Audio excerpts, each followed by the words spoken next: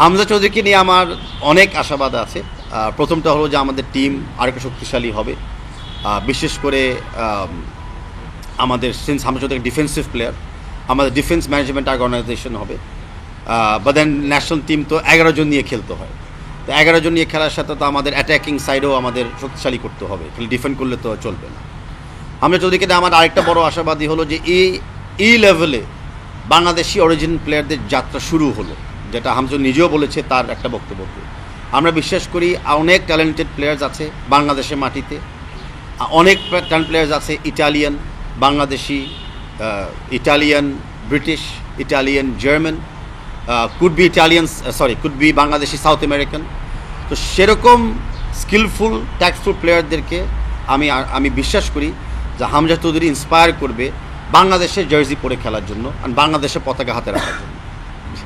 দেখেন, ফেডারেশনের সাথে আমরা সবাই জানি যে হামজা চৌধুরীর সাথে অলমোস্ট 1.5 ইয়ার্স যোগাযোগ হচ্ছে, কথা হচ্ছে, বিভিন্ন ধাপে ধাপে আমাদের অনেক ক্লিয়ারেন্সেস রুলস অনুযায়ী নিতে হয়েছিল। তো ইতিমুহূর্তে আমার সাথে হামজা চৌধুরীর সাথে সরাসরি কোনো কথা হয় নাই, যোগাযোগ হয় নাই, বাট আমি মানে প্রিপারেশন নিচ্ছি যে আগামীতে ওর সাথে সরাসরি বসবো।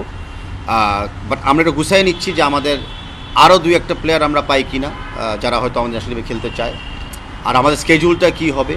তো সব তথ্য একসাথে করে আমি তার সাথে বসার জন্য অতি শিগগিরই একটা প্ল্যান নিচ্ছি।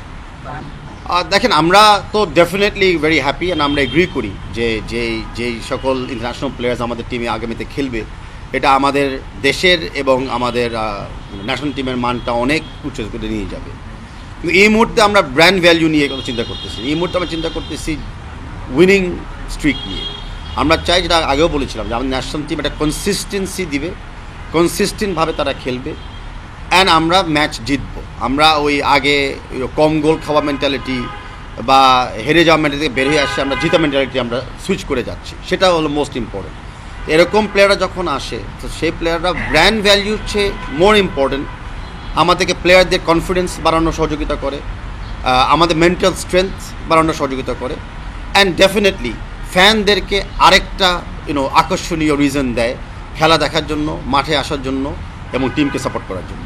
তো আমাদের এই জায়গায় কিন্তু we have to focus on অতীতে কী হয়েছে, রাইট? অতীতে যেরকম আমাদের বিশেষ করে জামাল ভুঁইয়া এসেছিল ডেনমার্ক থেকে ফেরত, আমাদের তারেক কাজী এসেছিল ফিনল্যান্ড থেকে ফেরত। তো এরকম যখন অন্য অন্য দেশের এবং অন্য অন্য লিগের প্লেয়ার এসেছিল, ধাপে ধাপে কিন্তু আমাদের পরিচিতি উঠেছে।